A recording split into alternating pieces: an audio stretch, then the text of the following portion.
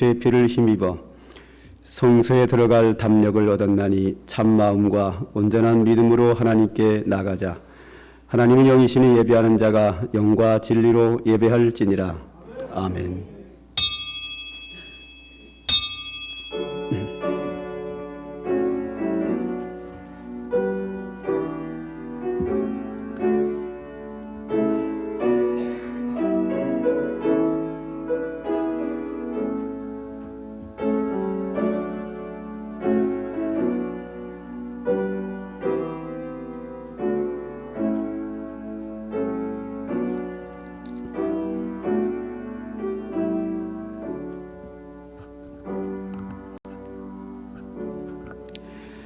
예수께서 오사 이르시되 너희에게 평강이 있을지어다 하시고 도마에게 이르시되 내 손가락을 이리 내밀어 내 손을 보고 내 손을 내밀어 내 옆구리를 놓아보라.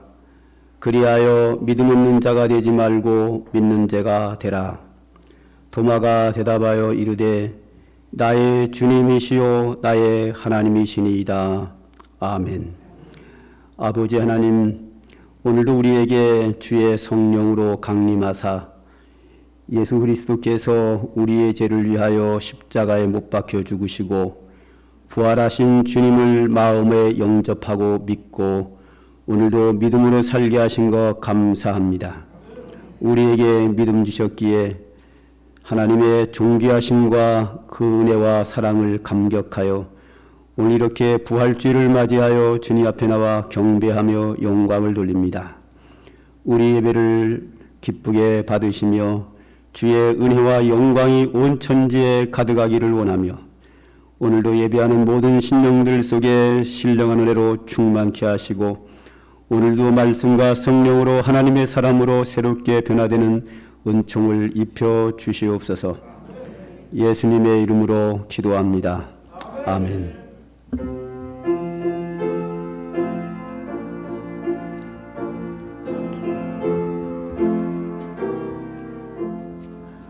천지에 있는 이름 중 귀하고 높은 이름 준하시기 전 지으신 구주의 이름 예수. 주 앞에 내가 엎드려 그 이름 찬송함은 내 귀에 들린 말씀 중 귀하신 이름 예수. 주 십자가에 달릴 때 명패에 쓰인 대로 저 유대인의 왕이었고 누리 왕이시라. 주 앞에 내가 엎드려 그 이름 찬송함은 내 귀에 들린 말씀 중 귀하신 이름 예수. 지금도 살아 계셔서 언제나 하시느니 나 같은 죄인 부르사 참 소망 주시도다. 주 앞에 내가 엎드려 그 이름 찬송함은 내 귀에 들린 말씀 중 귀하신 이름 예수. 주 예수께서 영원히 어제나 오늘이나 그 이름으로 우리에게 참 복을 내리신다. 주 앞에 내가 엎드려 그 이름 찬송함은 내 귀에 들린 말씀 중 귀하신 이름 예수. 아멘.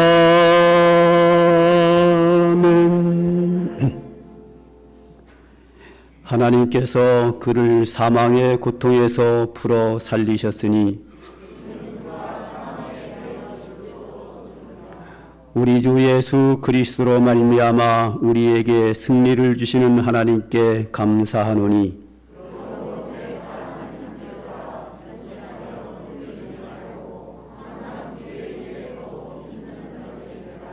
이 말을 할 때 예수께서 친히 그들 가운데 서서 이르시되 너희에게 평강이 있을지어다 하시니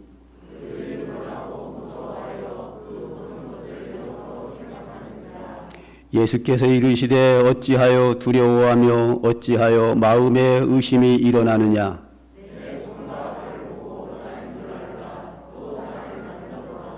영은 살과 뼈가 없으되 너희 보는 바와 같이 나는 있느니라.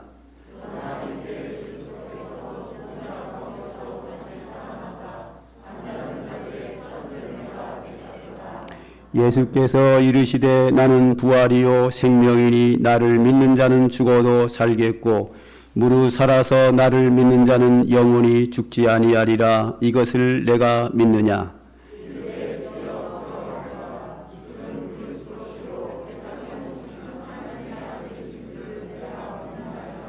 아멘.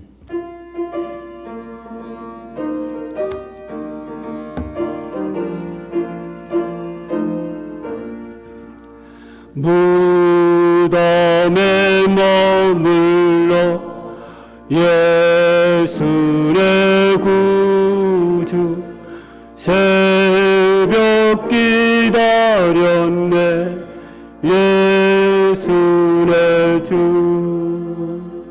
원수를 다 이기고 무덤에서 살아나셨네 어둠을 이기시고 나와서 성도와 함께 길이 다스리시네 사셨네 사셨네 예수 다시 사셨네 헛되이 지키네 예수 내 구주 헛되이 보하네 예수 내 주 원수를 다 이기고 무덤에서 살아나셨네 어둠을 이기시고 나와서 성도와 함께 길이 다스리시네 사셨네 사셨네 예수 다시 사셨네 거기 못 가두네 예수 내 구주 우리를 살리네 예수 내 주 원수를 다 이기고 무덤에서 살아나셨네 어둠을 이기시고 나와서 성도와 함께 길이 다스리시네 사셨네 사셨네 예수 다시 사셨네 아멘. 전능하사 천지를 만드신 하나님 아버지를 내가 믿사오며 그 외아들 우리 주 예수 그리스도를 믿사오니 이는 성령으로 잉태하사 동정녀 마리아에게 나시고 본디오 빌라도에게 고난을 받으사 십자가에 못 박혀 죽으시고 장사한 지 사흘 만에 죽은 자 가운데서 다시 살아나시며 하늘에 오르사 전능하신 하나님 우편에 앉아 계시다가 저리로서 선자와 죽은 자를 심판하러 오시리라. 성령을 믿사오며 거룩한 교회와 성도가 서로 교통하는 것과 죄를 사하여 주시는 것과 몸이 다시 사는 것과 영원히 사는 것을 믿사옵나이다. 아멘.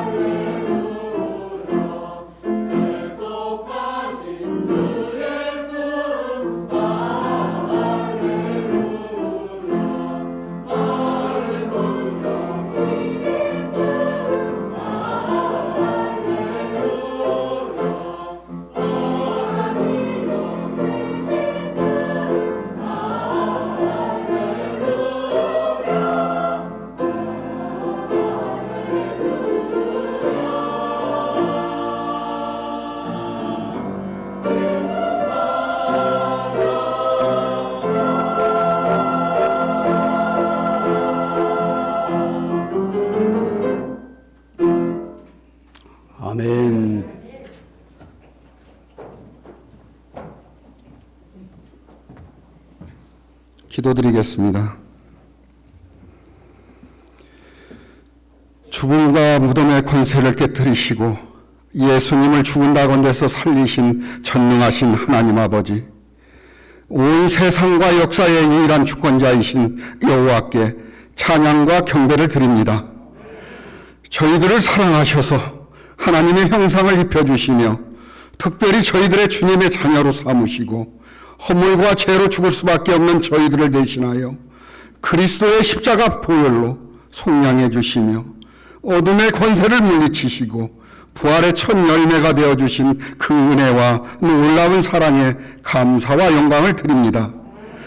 주님께서 부활하지 않으셨다면 우리가 모든 믿는 것이 헛되며 우리가 다시 사는 삶이 절망 속에 빠져 살 수밖에 없지만 주님께서 부활하심으로 말미암아 참된 소망을 주시고 교회를 크게 세우신 줄로 압니다. 그러나 아직까지도 저희들은 한편으로는 부활을 믿지만 다른 한편으로는 의심에 사로잡혀 살아가기도 합니다. 저희들을 긍휼히 여겨주시고 도마에게 나타나신 주님께서 이 시간 저희들의 심령에 나타나셔서 확신의 믿음을 허락하여 주시옵소서. 하나님 아버지, 오늘 주님의 부활을 기뻐하며 저희 교회를 위해 기도합니다. 저희 교회가 주님의 임재를 알아볼 수 있는 영적으로 깨어있는 교회가 될 수 있도록 주님 인도하여 주시옵소서. 하나님 아버지, 이 예배를 통하여 저희들이 울면서 다시 주님을 향하여 달려가게 하여 주시옵소서. 보지 않고 믿게 하여 주시고 자신보다 주님을 더 사랑하게 하여 주시옵소서. 하나님 아버지, 이 예배 위에 복을 내려주셔서 모든 성도들이 부활의 소망으로 기뻐하게 하시고 오늘부터 달라진 세상을 살아가게 하여 주시옵소서. 특별히 오늘 말씀을 전하시는 우리 박노섭 담임 목사님께 은혜와 진리로 충만케 하여 주셔서 말씀을 듣는 저희 모두가 부활의 의미를 마음에 되새기게 하여 주시옵소서. 부활이요 생명이신 예수님을 믿는 자는 죽지 않고 영생을 얻는다는 사실을 믿게 하여 주시옵소서. 그리고 이 사실을 세상 사람들이 알도록 정하여 주시옵소서. 죽은 자 가운데서 살아나시어 잠자는 자들의 첫 열매가 되신 우리 주 예수 그리스도의 이름으로 간절히 기도하옵나이다. 아멘.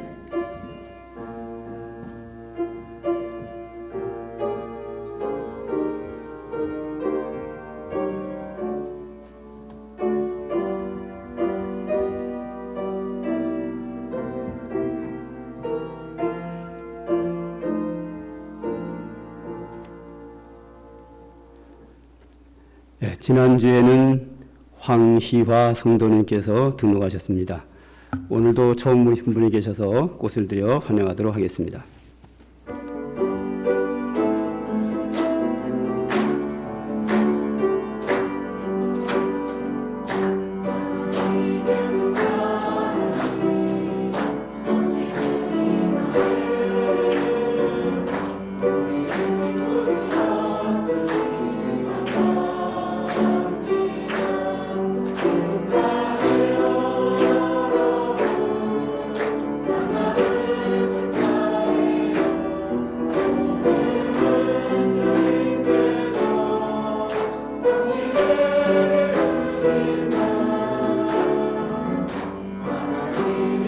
사랑이 넘치는 이날에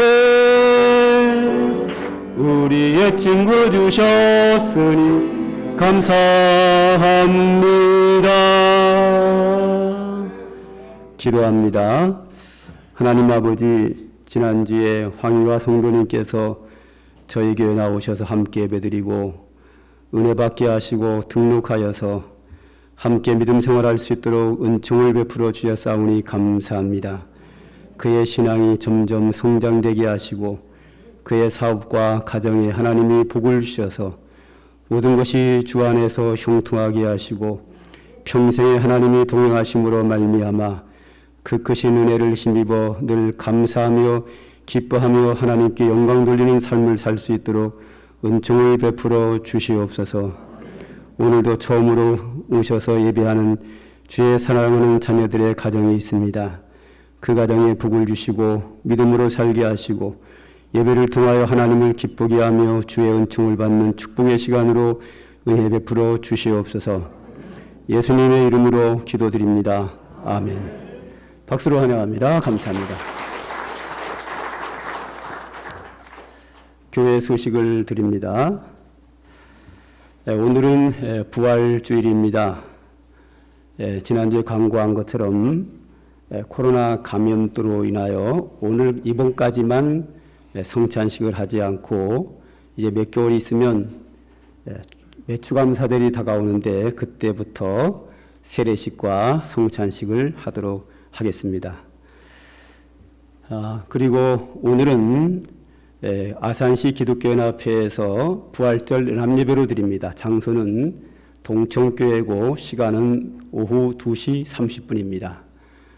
전부 다 그쪽으로 가서 예배 드릴 수 있도록 하시겠고, 그 대신에 우리 교회에서 7시 반에 드리는 저녁 예배는 오늘 드리지 않고 연합회에서 하는 연합 예배로 대신하도록 그렇게 하겠습니다. 다시 한번 말씀드리면 오늘 삼강교회에서 드리는 저녁 예배는 없습니다. 그리고 저녁 예배는 2시 30분에 동청교회에서 아산시 기독교연합회에서 하는 부활절 연합 예배에 참석하시기 바라겠습니다. 두 번째, 다음 주에 1분기, 1사분기죠. 재직회겸 공동회로 모이게 되겠습니다. 원래 재직회인데 임시공동회를 함께 하도록 하려고 합니다. 이유는 우리 뒤에 산꼭대기에 땅이 있는데 그것을 매각할까 말까 저도 답이 안 나오고 고민입니다. 그래서 생각들 해오시기 바랍니다.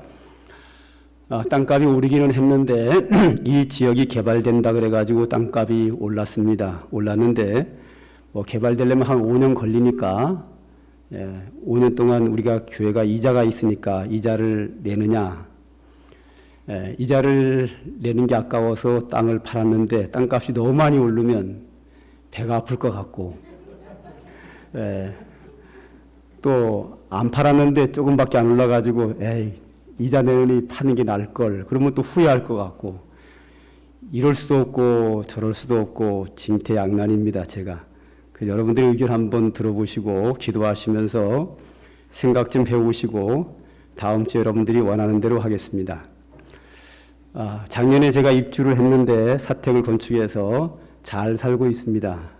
그런데 사택을 건축하면 제가 여러분들을 다 모시고 잔치 한번 베푼다 그래 놓고 나서 코로나 때문에 계속 미뤄져 왔는데 다음 주에 결정해서 5월 달에는 저희 집에 가서 잔치를 할 생각입니다. 우리 앞에 정원도 넓고요, 꽃도 심어놓고 여러분들 오라고 뭐 꽃이 활짝 펴서 기다리고 있습니다. 그러니까 다음 주에 그것도 날짜 같은 걸 결정하도록 하겠습니다. 3월달 성경 읽기 시상 수여자는 총 28명입니다. 첫 1월달 26명이었고 2월달 26명이었는데 몇 분 더 읽던 분들은 다 그대로 하시고 또 새로운 분이 추가되셔서 정해진 걸 완전히 다 읽으신 분이 완전히 다 읽은 분이요, 한 장도 빼놓지 않고 읽은 분이 28명입니다. 오늘 시상을 하는데 갈 때 선물에 여러분의 이름이 적혀 있는데 자기 이름 것만 가져가시면 됩니다. 호명은 지금 하겠습니다.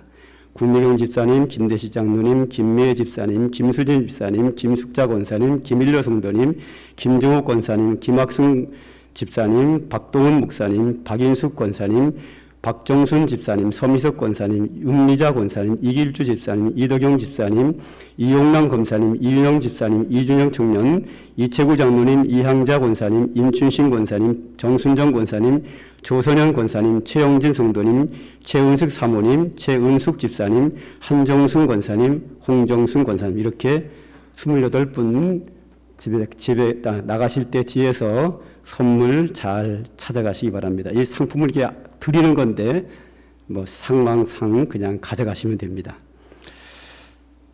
그리고 한 번은 광고해야 될 것 같은데 제가 사람들은 그래요. 막 일을 잘 시킬 것 같다고 그러는데 제가 사람 일을 못 시킵니다. 어떤 사람들은 제가 부교육자들을 달달 볶을 것 같다, 성격상. 그런데 제가 부교육자들도 일을 너무 못 시켜가지고 이따가 보면 이제 부목사님, 전사님들이 저한테 하는 얘기가 있어요. 목사님 일을 안 시키니까 우리가 불편해요. 뭐를 어떻게 해야 될지를 모르겠어요. 이런 분들도 있고, 목사님 상강교회 사역은 너무 편해서 참 너무 편하대는, 이렇게 편한 데가 없다. 이렇게 종종 부교육자 대부분 다 그렇게 말씀을 하십니다. 제가 성도들에게도 뭘 못 시켜요. 뭐 시켜봐야 할 거 뭐 있는데 하고 싶은 분 자원해서 오세요. 이게 답니다. 이게 찍어서 누구 해주십시오 이렇게 못하는데 하나님이 제 일 못 시키는 체질을 아시고 여러분들이 알아서 해주시니까 너무 감사합니다. 성가대도 지금 한 2년 쉬었다가 하는지도 몰랐어요. 하는지도 몰랐는데 어제 누가 그러더라고. 성가대 한다고. 예. 그래가지고 누가 한다고 그래가지고 주보에다 올리고 났더니 지휘자가 밤에 와 전화가 왔어요. 목사님 성가대 하는데요 이러더라고요. 예. 제가 이렇게 일을 못 시키고 그 대신에 알아서 하십니다. 지난해에도 부활절 계란을 개인이 사비로 이렇게 수고해 주셨고, 올해도 또 개인이 사비로 부활절 여러분이 받으실 계란을 사비로 해 주셨고, 또 어젠가 그저께인가도 우리 정원 전체를 다 가꾸는데 일꾼이 뭐 총 사다니까 5분이 왔더라고요. 그거를 다 개인이 값을 지급을 하고, 또 날마다 정원을 가꾸는 분 또 지난주 일주일 동안 특별 새벽 기도회 때 새벽마다 7일간 음료와 간식을 계속 제공하는 분, 어저께 청소한 모든 분들에게 사비로 식사 대접을 다 하는 분, 이런, 어제 하루만 해도 이렇게 다양한 곳에서 이렇게, 난 언제 하는지도 몰라요. 청소하는지도. 알아서 와서 다 해주시고 그러니까, 너무 감사합니다. 하나님이 제가 못 시키는 체질을 아시고 여러분들을 하나님이 이렇게 잘 하도록 해주신 것 같습니다. 좀 우려되는 게 뭐가 우려되는가 하면 열심히 하시면 제가 이렇게 잘한다고 칭찬 좀 해줘야 더 기쁨으로 잘하고 계속해서 할 수 있는데 해봐야 제가 칭찬을 안 해줘요. 그 저의 단점이죠. 그러니까 하다가 지칠까봐 심히 염려됩니다. 그러니까 열심히 일하신 분들 더 열심히 하시되 저의 칭찬을 별로 기대하지 마셔요. 그냥 열심히 하십시오. 왜 제가 칭찬을 안 하는가 하면 이유가 있습니다. 어제 한 것만 광고해도 계속 이름 불러주고 칭찬해주고 하면 예배 시간이 그런 것으로 다 이상해져요. 그리고 열심히 하는 사람이 있는가 하면 믿음이 약해서 못하는 사람은 또 주눅 들고, 이런 차별화되는 모습이 교회의 모습이 아니다. 그래서 제가 2가지 이유로 칭찬을 안 해드립니다. 물론 교회 입장에서는 칭찬해가지고 더 열심히 하고 봉사하면 교회가 힘있게 성장을 하고 뭐가 힘을 얻는 것 같고 하는 것 같은 그런 장점이 있는 줄 알지만, 저는 기업을 경영하는 자가 아니라 교회를 목회하는 자이기 때문에 목회하는 자의 모습은 교회는 그래야 된다. 믿음 좋고 열심히 하는 사람은 열심히 하되 믿음이 연약한 사람을 잘 돌보는 게 교회지, 사회처럼 실력 있는 사람을 뽑아다가 그들 통해서 기업을 발전시키는, 이것은 교회의 모습이 아닙니다. 그러니까 교회가 교회되게 하는 것은 바로 지금 여러분들이 하고 있는 걸 잘 하는 건데, 우려되는 것은 열심히 하다가 지칠까봐 제가 우려가 되는데, 지치지 마시고 기도하시고 하나님이 주시는 힘으로, 하나님이 주시는 은혜로 계속해서 끝까지 충성해 주시기를 바라겠습니다. 네, 감사합니다. 혹시 빠진 광고 있나요? 없으시면 찬송가 549장 부르시면서 하나님께 헌금 드리도록 하겠습니다.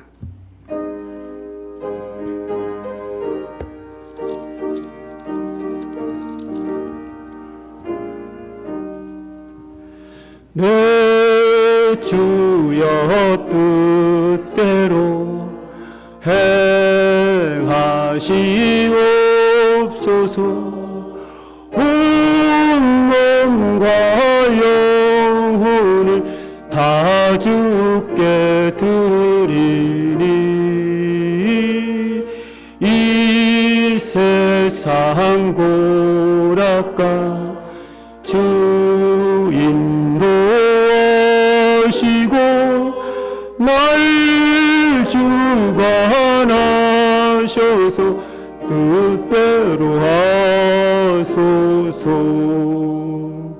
내 주여 뜻대로 행하시옵소서. 큰 근심 중에도 낙심케 마소서. 주님도 때로는 울기도 하셨네. 날 주관하셔서 뜻대로 하소서. 내 주여 뜻대로 행하시옵소서.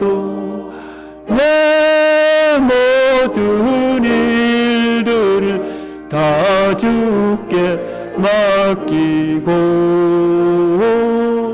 저 천서 향하여 고요히 가리니 살든지 죽든지 뜻대로 하소서. 아멘. 기도드립니다. 하나님 아버지, 우리를 죄와 사망의 법에서 해방시키시고 하나님의 나라를 우리에게 기업으로 주시고 거기서 영생을 누리는 은혜를 베푸시기 위하여 독생자를 세상에 보내시더니 십자가에 못 박혀 죽게 하시고 부활하심으로 말미암아 구원 주신 은혜를 감사하여 부활의 절기를 맞이하여 주님께 절기예물을 드립니다. 주님이 기뻐 받으시옵소서. 그 밖에 여러 가지 방법으로 모양으로 주님께 예물을 드리는 심령들에게도 합당한 은혜와 축복으로 풍성하게 베푸시기를 원합니다. 또한 미처 준비하지 못한 손길들에게도 동일한 은혜와 은총으로 하나님 복을 주시기를 원합니다. 하나님, 저희들은 믿음으로 살기를 원하고 하나님을 섬기며 하나님께 영광을 돌리며 살기를 원합니다. 그런 우리의 심령이 있지만 여전히 연약함이 우리에게 있습니다. 오늘도 우리 성도들에게 성령으로 임하여 주시고 하늘의 신령한 은혜로 채워주시며 땅에 풍성한 기름진 것으로 복을 주시기를 원합니다. 세상에는 수많은 질병이 있습니다. 그 질병 가운데서 우리를 보호해 주시고 또한 육체로 연약한 자에게 오늘도 하나님의 은혜의 손으로 어루만지셔서 치료해 주시고 회복하여 주시고 세상에 살면서 많은 상처받은 심령을 오늘도 주의 은혜와 평강으로 위로하여 주시옵소서. 세상에는 우리를 위협하는 수많은 재난들이 있습니다. 그 재난에서 우리를 안전하게 지키시며 내 가정을 지키시며 성도들의 사업을 지키시며 모든 것에 하나님이 돌보시고 지켜주시는 은혜로 살기를 원합니다. 아버지 하나님, 또한 우리들은 연약하여 한치 앞을 내다보지 못하고 살아가는 저희들입니다. 우리의 모든 것을 아시는 주님께서 우리를 의의 길로 선한 길로 인도하시며 진리의 길로 주님이 기뻐하시는 뜻대로 우리를 인도하여 주셔서 우리의 삶이 축복된 삶이 되게 하시고 감사의 삶을 살아가도록 은총을 베풀어 주시기를 원합니다. 또한 이 세상 살면서 우리에게는 물질이 절대적으로 필요합니다. 그러기에 우리에게 물질의 궁핍함이 임하지 않도록 하나님이 채워주시고 축복하여 주시기를 원합니다. 성도들의 가정에 함께 하셔서 합당한 은혜로 채우시고 자녀들의 학업과 건강을 주님이 돌보시고 성도들의 직장과 사업을 돌보시고 모든 생활 속에 주님이 함께 하셔서 은혜해 주시기를 원합니다.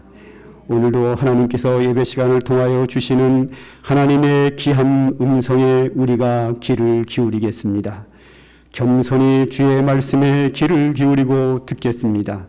하나님 아버지, 오늘도 우리에게 합당한 진리의 말씀을 허락해 주셔서 그 말씀 가지고 살며 주의 말씀에 순종하게 싸우니 이 시간도 우리들의 심령 속에 주의 성령으로 임하셔서 주의 말씀대로 순종하며 살 수 있는 능력도 허락하여 주시옵소서. 예수님의 이름으로 기도드립니다. 아멘. 광고 하나 빠졌는데요. 그 코로나19 감염병이 이제 확진자가 줄어들고 있고 막 계속 줄어들 걸로 예상이 됩니다. 정부는 그래도 계속 규제를 완화시킬 거고요. 그런데 정부가 완화시킨다고 해서 감염이 안 되는 건 아닙니다. 정부 마음대로 되는 건 아니고요. 지금까지 한 번도 안 걸리고 잘 지켜오신 분들이 계속 지키려면 규제를 완화해도 조심할 필요가 있습니다. 저는 이제는 코로나19 감염병이나 일반 감염병인 감기나 뭐 비슷하다 이렇게 보는 사람입니다. 그러니까 규제가 풀려도 앞으로는 이 감기가 걸리고 이러면 과거에는 막 그냥 같이 밥 먹고 막 그랬는데 그러면 감기가 옮습니다. 직장이나 학교에서나 어디서나 감기 걸린 사람 옆에 좀 주의하는 게 좋겠고, 특히 교회당에서는 이 교회 와서 감기 걸려가지고 하면 안 되잖아요. 우리 교회는 소독 기계가 있어서 코로나가 완전히 끝나도 예배 전에 항상 소독약을 뿌릴 생각입니다. 인체에 해가 없기 때문에 감기도 교회 와가지고 걸려가지고 하면 안 되잖아요. 그래서 매일 항상 예배 전에 소독을 할 거고, 감기 걸린 사람을 교회 나오지 마라 이러면 이것도 이상해요. 그래서 나오시되 저쪽 자리에는 앞으로 감기 걸린 분들, 또 직장에서 옆에 있는 사람이 코로나가 걸렸으면 감염될 수 있는 가능성이 있어요. 의심된다 이러면 저기 앉으세요. 앞으로. 알았죠? 지금 저분들은 아니에요. 그냥 앞으로 얘기하는 거. 오늘까지는 괜찮아요. 앞으로는 저쪽에 따로 앉아서 반드시 마스크를 쓰고, 이제 좀 있으면 이제 마스크도 벗으라 그럴 거거든요. 정부가. 그래도 감기가 걸렸거나 의심 증상이 있는 분은 예배당은 항상 소독을 할 거고, 저쪽에 마스크를 쓰고 예배를 드린다고 하면 적어도 교회 와서 감염돼가지고 가서는 안 된다. 저는 그렇게 생각을 합니다. 그리고 이제 이 공기 중에 밀폐된 공간에서 감염이 되는데, 밀폐된 공간에서 감염되는 이유는 뭐냐면 바이러스가 또 다닌단 말이죠. 그래서 공기를 막 바꿔줘야 되는데 교회는 창문이 작아서 이 많은 사람의 그 바이러스가 어디서 나오면 그거를 순환시킬 수 있지 못합니다. 그래서 예배 전에 소독을 해놓으면 이 안에 소독약이 있기 때문에 어느 한 사람이 감기에 걸렸을 경우 그 바이러스가 공기에 뜨는 순간 죽어요. 그래서 제가 예배 전에 소독을 해서 예배당 공기가 밀폐된 공간이 아니라 밀폐된 공간이긴 하지만 이 바이러스가 살아서 옆 사람에게 전달되지 않도록 교회는 지금까지 잘 해왔고 앞으로도 그렇게 할 겁니다. 그러니까 여러분들은 의심이 있다. 그런 마스크를 쓰고 저 끝자리 저쪽 좌석에 앉아주시고, 예배를 마치면 성도들과 교제를 하거나 차를 마시거나 점심을 드시거나 일치하지 마시고 바로 집으로 가시면 안전하리라 봅니다. 코로나19 감염병 만 2년이 넘는 긴 10월도의 속에서 우리 교회에서는 한 명도 교회 안에서 감염된 적이 없고 최고 안전한 데가 삼강교회다라는 걸 자부할 만큼 이렇게 온 것은 제가 여러분들을 사랑하는 마음으로 여러분들 건강을 지키기 위해서 철저하게 소독과 방역 수칙을 잘 해왔고, 여러분들도 교회를 사랑하는 마음을 가지고 조금만 의심이 되면 교회를 나오지 않고 온라인으로 예배를 드려서 나로 인해서 교회 사람들이 피해가지 않도록 하는 마음이 전 교인에게 아주 강하더라고요. 그래서 지금까지 다녀간 사람이 만 2년이 넘도록 딱 2명입니다. 초등부 1명 있었고 장년부 1명 있었고 이게 답니다. 지금까지. 그만큼 성도들이 교회를 사랑하는 마음이 강하고 또 저 또한 성도들의 건강을 지키기 위해서 예배는 항상 드렸습니다. 그 예배는 꼭 드리고 그 밖에 모든 행사는 다 정지하고 철저한 소독으로 인해서 교회에서 감염되지 않도록 저 또한 힘썼고요. 여러분과 제가 함께 이런 모든 부분들을 지혜롭게 해감으로 말미암아 예배는 항상 잘 드렸고 하나도 감염되지 않고 이 위기를 잘 넘길 수 있어서 너무 감사합니다. 앞으로도 이런 부분이 아니라 모든 부분에 대해서 여러분이 교회와 함께함으로 말미암아 모든 위기를 항상 아주 모범적으로 은혜 가운데 잘 해나갈 수 있도록 앞으로도 계속해서 기도해 주시고 협력해 주시기를 바랍니다. 다시 한번 여러분들의 교회를 사랑하는 마음에 목회자로서 감사의 말씀을 전합니다. 하나님의 말씀을 보겠습니다. 요한계시록 7장 9절부터 10 마지막 절까지 한 절씩 교독하시고 마지막 절은 다 같이 읽도록 하겠습니다.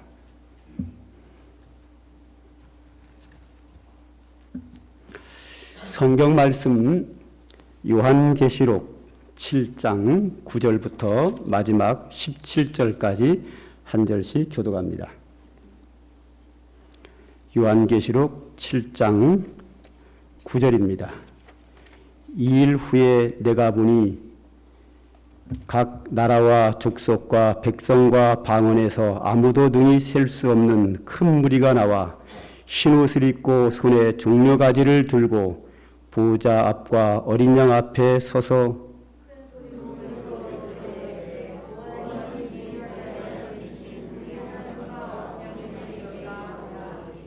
모든 천사가 보좌와 장로들과 내 생물의 주위에 서 있다가 보좌 앞에 엎드려 얼굴을 대고 하나님께 경배하여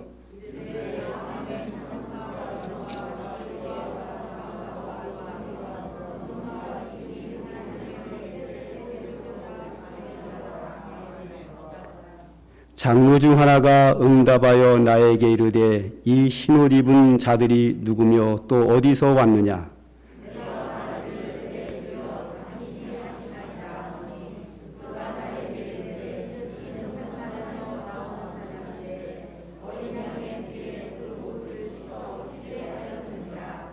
그러므로 그들이 하나님의 보좌 앞에 있고 또 그의 성전에서 밤낮 하나님을 섬기매 보좌에 앉으신 이가 그들 위에 장막을 치시리니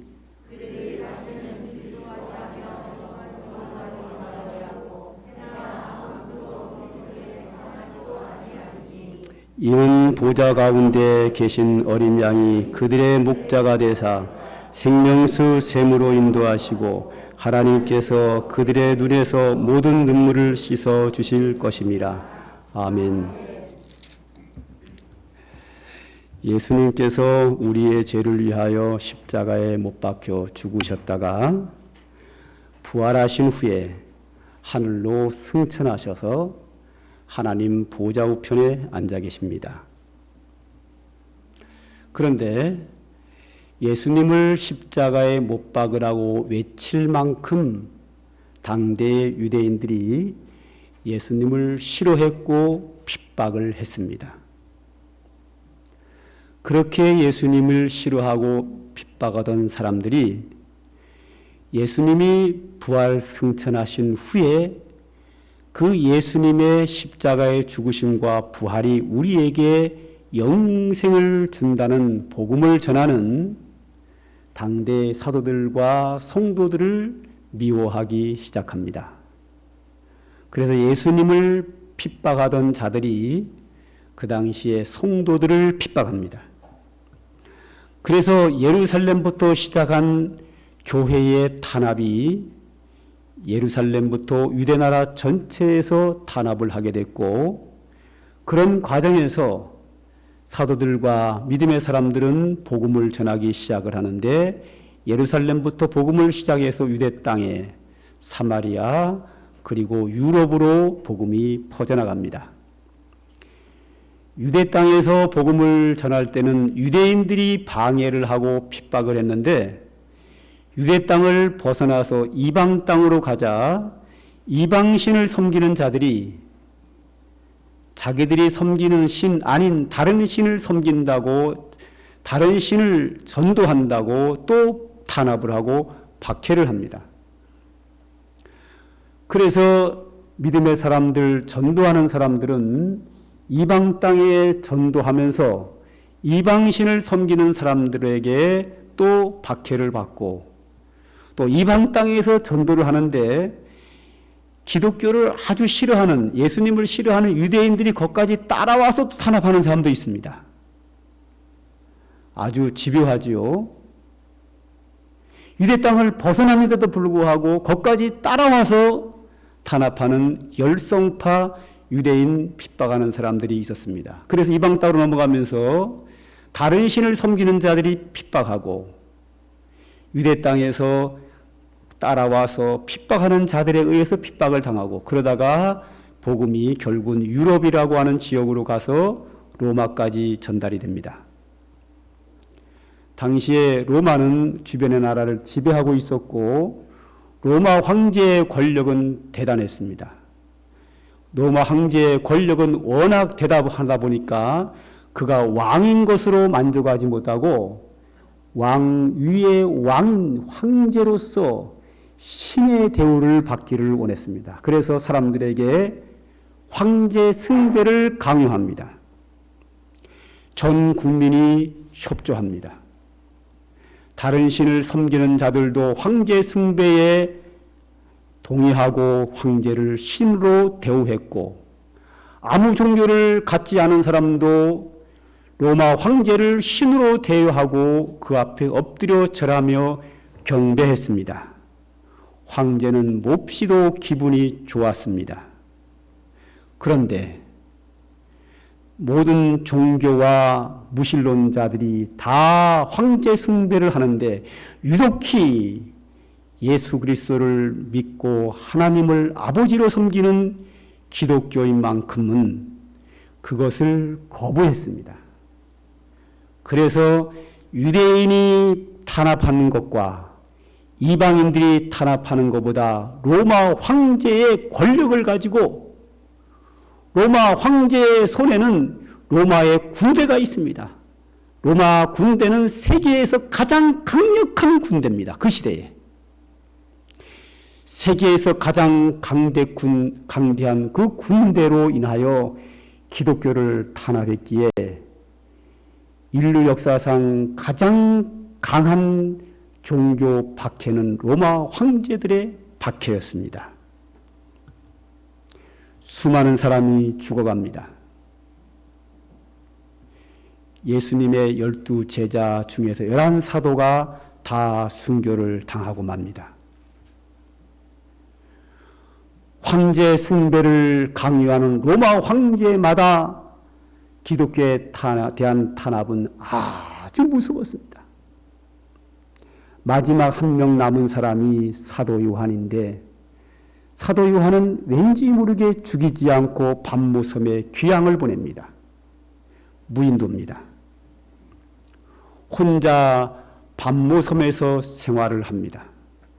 그러던 어느 날 주일날 아침에 하늘이 열리더니 거기서 예수님이 나타나셨습니다.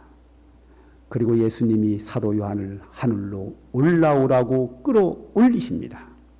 이때 사도 요한이 하늘로 올라가는데 사도 요한의 영혼이 올라갔는지 사도 요한의 몸은 육체는 밤모섬에 있고 그의 영혼이 하늘나라로 올라갔는지 아니면 육체와 함께 하늘나라로 올라갔는지는 성경에 정확하게 나와 있지 않아서 알 수는 없습니다. 그러나 어쨌든 간에 사도 요한이 하늘로 들어갔습니다.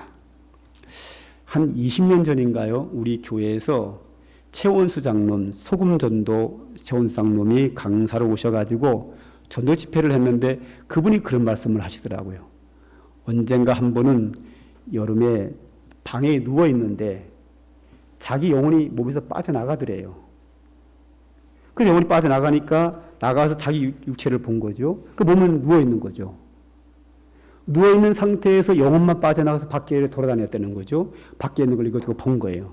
그리고 돌아왔다는 거예요. 그리고 정신을 깨워서 일어나가지고 밖에 나가 보니까 내 영혼이 빠져나가서 본 게 그대로 있더라는 거예요.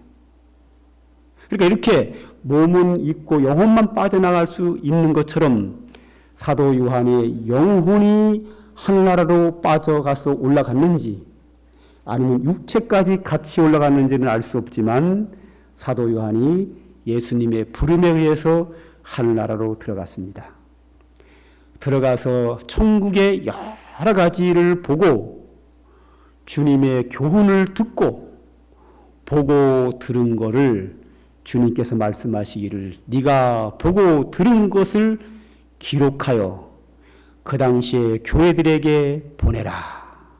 그래서 써서 보낸 것이 요한계시록입니다.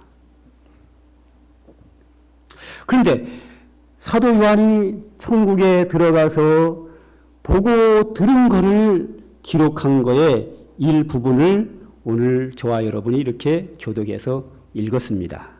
여기에 보니까 천국에 사도 요한이 가봤더니 흰옷을 입은 수많은 사람들이 이루 헤아릴 수 없는 허다한 무리들이 있었는데 그들이 그 천국에서 하나님과 어린 양을 찬송하고 있었다. 그렇게 나옵니다. 그러면 이 어린 양이 뭐냐 하는 거죠. 자, 성경을 좀 보죠. 요한복음 1장 29절인데 자, 어린 양과 하나님께 찬양했다고 하는데 요한계시록에서 어린 양이라고 나온 것은 전부 다 예수님을 말합니다. 무조건 예수님입니다. 요한계시록에서 그렇습니다. 요한계시록에서는 예수님을 어린 양이라고 가장 많이 표현했고 요한계시록에서 나온 어린 양은 전부 다 예수님을 말합니다. 일찍이 사도 요한이 요한복음 1장 29절에서 사도 요한이 아니라 세례 요한이 예수님을 처음 만났을 때에 사람들에게 예수님을 소개할 때 큰 소리로 외쳤습니다. 다 같이 한번 세례 요한이 예수님을 보고 많은 사람들에게 외친 그 외침을 한번 우리도 한번 외쳐봅시다. 요한복음 1장 29절 시작. 요한이 예수께서 자기에게 나오심을 보고 이르되 보라 세상 죄를 지고 가는 하나님의 어린 양이로다. 아멘. 여기까지요. 거기까지가 29절입니다. 세례 요한이 예수님을 처음 봤을 때 사람들에게 소개하며 외치기를 보라 저분은 세상 죄를 지고 가는 하나님의 어린 양이다. 예수님을 왜 어린 양이라고 표현했을까요? 우리가 이따금씩 대화할 때 정치나 뭐 뉴스나 드라마나 이런 데서 보면은 그 사람 희생양이 된 거야. 희생양이라는 말을 씁니다.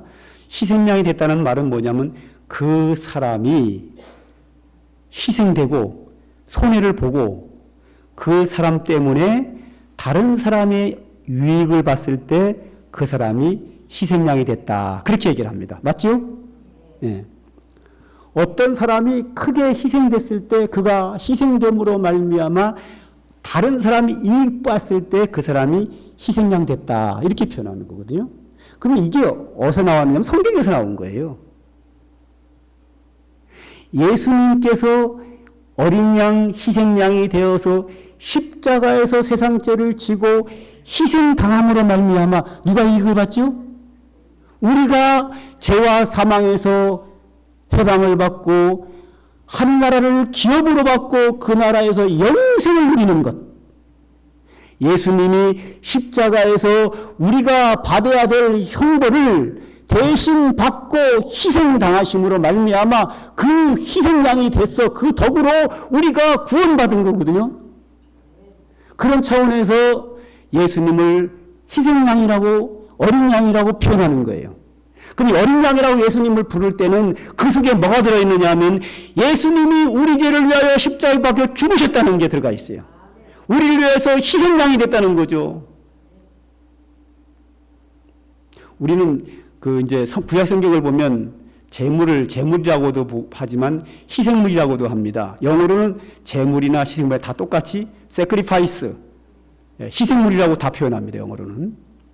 그래도 우리는 희생물이라고도 표현하지만 제물이라고도 표현하죠. 그 영어로는 다 sacrifice입니다. 다 희생물로 표현합니다. 그래서 요한계시록에서 어린 양 그러면 우리에게 영생을 주기 위하여 한 나라를 기업으로 주고 영광을 누리기 위해서 희생되신 분, 십자가에서 죽으신 분을 강조하기 위해서 희생양, 어린 양이라고 표현하는 겁니다. 그리고 또 하나, 자, 원래 희생양은 죽고 끝입니다. 예수님이 십자가에서 죽고 끝났느냐? 아니에요. 어디에 있어요? 천국에 있잖아요. 그럼 뭘 말해요? 부활했다는 거죠. 할렐루야. 그래서 예수님을 어린 양이라고 표현하는 이유는 두 가지입니다. 하나는 우리를 위해서, 우리에게 영생을 주기 위하여, 우리에게 천국을 기업으로 주기 위해서 희생되셨다. 그리고 그는 희생된 거로 끝난 것이 아니라 부활했다. 부활하셔서 지금 하나님 우편에서 우리를 위하여 친히 중보기도 하고 계신다. 이걸 강조하는 겁니다. 할렐루야. 그래서 희생양, 어린 양이라고 표현합니다. 오늘 본문 14절을 같이 한번 읽겠습니다. 시작. 그가 나에게 이르되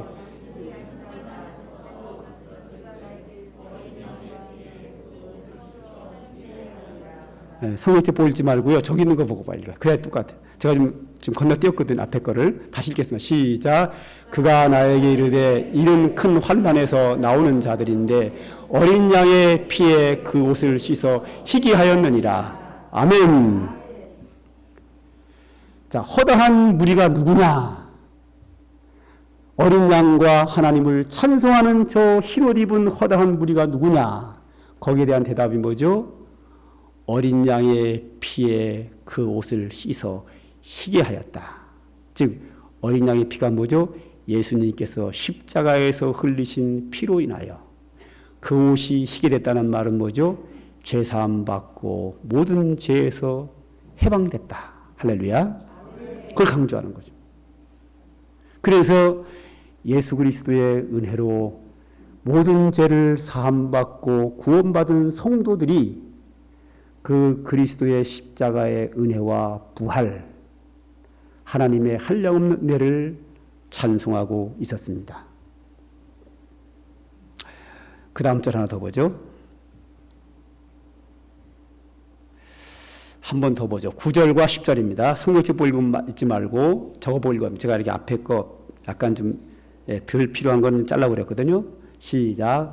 아무도 능히 셀 수 없는 큰 무리가 나와 흰옷을 입고 손에 종려가지를 들고 보좌 앞과 어린 양 앞에 서서 큰 소리로 외쳐 이르되 구원하심이 보좌에 앉으신 우리 하나님과 어린 양에게 있도다. 할렐루야. 구원받은 성도들이 손에 종려가지를 들고, 종려가지는 풍요와 승리를 말합니다. 풍요와 행복과 구원과 승리를 외칠 때 종려가지를 흔들었습니다.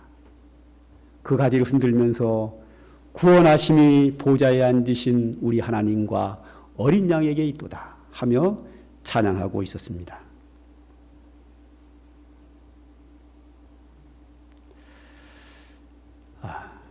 예수님이 십자가에 죽으시고 끝난 것이 아니라 어린 양이 되셔서 우리의 죄를 위하여 희생됐지만 부활하심으로 말미암아 사도 요한이 하늘에 올라가 봤더니 거기에 주님이 계셨는데 그 주께서 이 세상에서 고난받다 천국에 올라온 성도들을 그렇게 행복하게 해주시니까 그들이 너무 좋아서 하나님과 예수님에 대하여 한없는 찬양을 드렸다 하는 이야기입니다.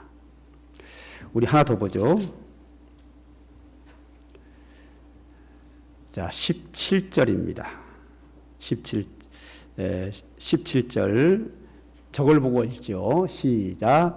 보좌 가운데 계신 어린 양이 그들의 목자가 되사 생명수 샘으로 인도하시고 하나님께서 그들의 눈에서 모든 눈물을 씻어 주실 것임이라. 거기까지요. 아멘. 16절에 보면 그들이 다시는 줄이지도 않고 목마르지도 않고 상하지도 않는다. 다시 배고픔이 없고 목마름도 없고 상하지도 않고, 즉 그 흰옷 입고 찬양하는 성도들이 세상에 있을 때는 유대인의 박해와 이방신을 섬기는 자들의 박해와 로마 황제의 박해에 의해서 수많은 고난을 당하고 순교당하는 그런 상황에서도 믿음을 지켰다가 올라온 허다한 무리들이 이제 다시는 세상에서 눈물을 흘리거나 배고프거나 목마르거나 박해로 인하여 몸이 상하는 일이 이제는 없다. 하나님의 은혜만 있다. 그렇게 외치고 있습니다. 그리고 이제 17절을 보죠. 17절. 저긴 안 나오, 10절 맞네요. 자, 보자. 시작. 보좌 가운데, 시작. 보좌 가운데 계신 어린 양이 그들의 목자가 되사 생명수 샘으로 인도하시고 하나님께서 그들의 눈에서 모든 눈물을 씻어주실 것이다. 아멘. 여기 보면 보좌 가운데 계신 어린 양이 목자가 되셔서, 즉 예수님이 생명수 샘으로 인도하신다.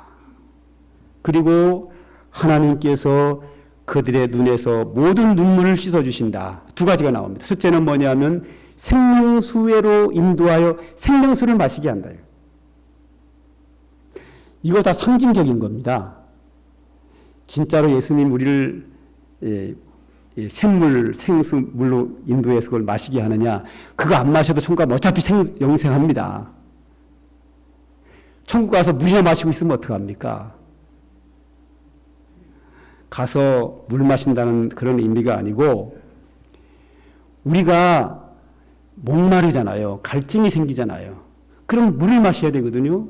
그런데 물 중에서 그릇에 떠온 물은 먹고 그냥 다 없으면 또 목말라요. 그런데 샘물로 가면 24시간 360일 계속 올라와요. 그러니까 갈증의 문제가 완전히 해결되는 거죠. 그죠? 그것처럼 세상에 살 때는 목말랐다는 거예요. 물질에 목마르고 권력에 목마르고 명예에 목마르고 목마르게 많은 거예요. 인간의 욕심은 끝이 없어요. 여러분, 돈에 만족할 수 있나요? 이 세상에서 돈에 만족하는 사람은 거의 없습니다. 여러분들은 그럴 거예요. 25평 아파트 사는 분은 그러겠죠. 나도 우리 안무개 집사님처럼 40평 아파트 살았으면 좋겠다. 에이구, 40평 아니라 50평 살면요, 서울의 강남에 있는 80평 아파트 100평짜리 살고 싶어요. 또 강남에 있는 100평짜리 호화 아파트에 살면요, 청와대 같은 그런 굴걸 같은 거 져놓고 살고 싶어요. 인간의 욕심은 끝이 없습니다. 권력? 대한민국에서 최고의 권력자는 대통령입니다. 대통령 돼보세요. 만족하나? 더 높아지고 싶어요.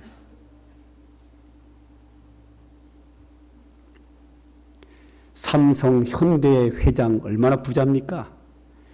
지금도 돈 더 벌려고 열심히 냅니다. 얼마큼 열심히 내느냐고요? 정치인들에게 뇌물 주면서까지 돈 많이 벌려고 하다가 결국 수갑 차고 감옥 가는 사람들 있잖아요. 수갑을 찰지언정 대한민국 최고의 부자가 뇌물을 줘 더 많이 돈을 벌려고 애쓰는 게 물질입니다. 만족이 있습니까? 없습니다. 세계에서 가장 부자도 지금도 돈을 더 벌려고 얼마나 열심히 하는 줄 아세요? 우리보다 훨씬 그들은 열심히 일합니다. 얼마나 머리를 쓰고 연구하고 얼마나 바쁘게 사는 줄 아세요?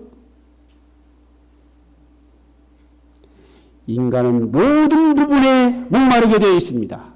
만족함이 없습니다. 이 세상에서는. 그런데 천국에 가면 생명수 샘으로 인도하기 때문에 절대 목마름이 없습니다. 모든 것에 완전한 만족을 여기서 비유적으로 설명하는 겁니다. 할렐루야. 영원토록 무궁토록 부족함이 없이 목마름이 없이 완전한 만족한 삶을 사는 것을 비유적으로 생명수 샘으로 인도한다라고 표현한 겁니다. 그 다음 모든 눈물을 눈에서 씻어준다고 했습니다. 이 말이 안 되는 이야기가 뭐냐면 천국에는 눈물 안 흘립니다. 울 일이 없습니다. 그런데 어떻게 눈물을 씻어줍니까? 눈물을 흘려야 눈물을 씻어주지요. 그리고 눈물 흘렸다고 치자고요. 내가 씻으면 되지 꼭 주님이 씻어줘야 됩니까? 이게 뭐죠? 상징적인 표현입니다. 비유적인 표현입니다. 세상에서 흘렸던 눈물, 당한 고난, 아픔, 서러움, 그 마음을 주님이 위로해 주신다. 할렐루야. 그걸 이렇게 표현한 겁니다. 눈물을 닦아준다라고 표현한 겁니다. 비유적인 표현입니다. 정말 성도가 눈물 흘렸는데 주님이 눈물 닦아주고 씻어주고 그런 게 없어요. 주님께서 세상에 살면서 마음에 받은 상처와 아픔과 슬픔의 모든 것을 언제 그러느냐 다 씻어주시고 위로해 주시고 싹 없애주고 영원한 은혜와 평강 속에서 행복한 삶을 사는 모습을 비유적으로 표현하고 있습니다.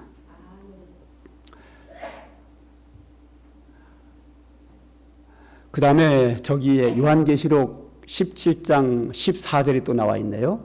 한번 읽읍시다. 시작. 그들이 어린 양과 더불어 싸우려니와 어린 양은 만주의 주시오 만왕의 왕이심으로 그들을 이기실 터이요 그와 함께 있는 자들 곧 부르심을 받고 택하심을 받은 자들이란 자들도 이기리로다. 아멘. 자, 여기서 어린 양이라고 또 나오죠. 예수님을 말합니다. 그런데 이 어린 양은 이 마귀와 사나운 열불 가진 짐승과 용과 싸워서 절대 못 이깁니다. 그런데 여기 뭐라고 나와 있죠? 어린 양이 그 앞에 나오는 마귀, 짐승, 열불 가진 짐승, 사탄, 용 이런 것들하고 싸우는데 이긴다는 거예요. 어린 양이. 왜 이기느냐? 그 어린 양은 만주의 주이시오 만왕의 왕이시라는 거예요. 이 어린 양이 누구라고? 예수님이라는 거죠. 예수님이 우리를 위해서 희생됐다고 표현할 때는 어린 양이지만 그 어린 양 대신 예수님은 본질적으로 창세전에 하나님 아버지와 세상 만물을 창조하신 창조주가 되시고 만왕의 왕이십니다. 그러니 당연히 이기지요. 부활하신 주님은 만왕의 왕이시며 만주의 주가 되십니다. 그 주님이 우리와 함께 하십니다. 그러므로 우리는 신실한 믿음을 가지고 살아가면 반드시 우리는 승리할 수 있습니다. 근데 오늘 광고가 길어서 그런 것 같아요. 시간이 벌써 확 지나버렸네요. 예, 더 이상 설교할 수 없다가 중간에 마치는 상황이 벌어졌네요. 여하튼 부활의 주님은 어린 양이기도 하시지만 그분은 만왕의 왕이시오 만주의 주가 되신 분이 우리의 인생길 속에 우리와 함께 하심으로 믿음으로 사는 자는 모든 부분에 반드시 승리할 줄로 믿습니다. 기도하겠습니다. 하나님 감사합니다. 오늘도 우리들에게 귀한 말씀 주신 것 감사하여 하나님께 영광을 돌립니다.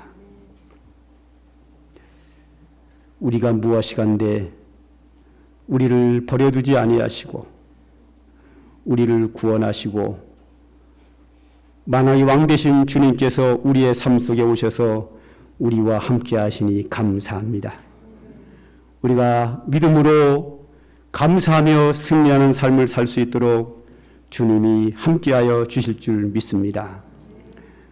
주님께서 우리에게 두려워하지 말라 놀라지 말라 하셨기에 모든 것을 우리와 함께 하신 만왕의 왕 되신 주님께 맡기고 믿음으로 승리의 삶을 살기를 원합니다. 주님 은혜 베풀어 주시옵소서. 축복하여 주시옵소서. 예수님의 이름으로 기도합니다. 아멘. 찬송가 부르십니다. 165장입니다.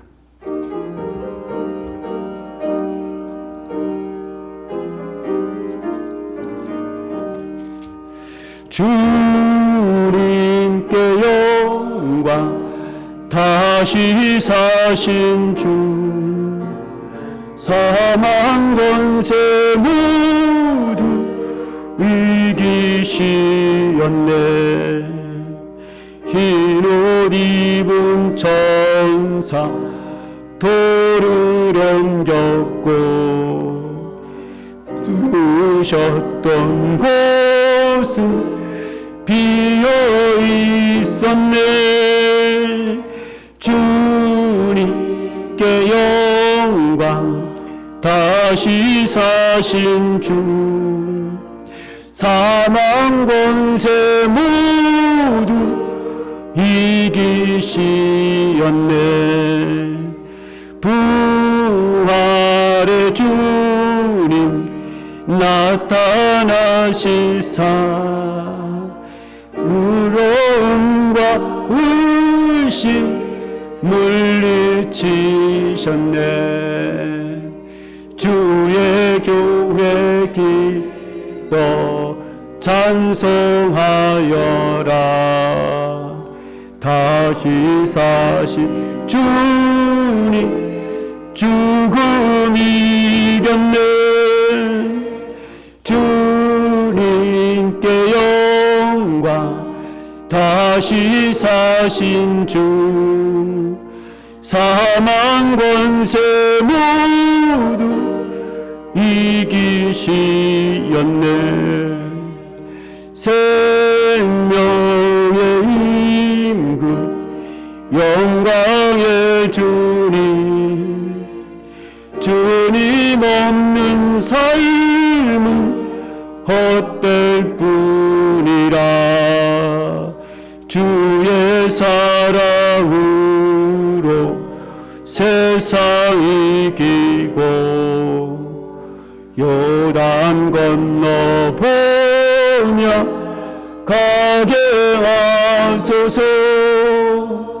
주님께 영광 다시 사신 주 사망 권세 모두 이기시었네. 아멘. 축도합니다. 이제는 사망 권세를 부수고 승리하여 부활하신 우리 구주 예수 그리스도의 한량없는 은혜와 독생자를 십자가에 내어주시더니 무덤에서부터 부활시킴으로 우리에게 완전한 구원을 이루신 아버지 하나님의 영원하신 사랑과 주님의 죽으심과 부활을 우리가 믿을 수 있도록 역사하시는 성령의 강림하심과 베푸시는 은총이 오늘 하나님께 영광 돌리며 돌아가는 주의 택한 백성들 머리 위에와 그들의 가정과 모든 사역들 위에 이제로부터 영원 무궁토록 항상 함께 있을지어다. 아멘.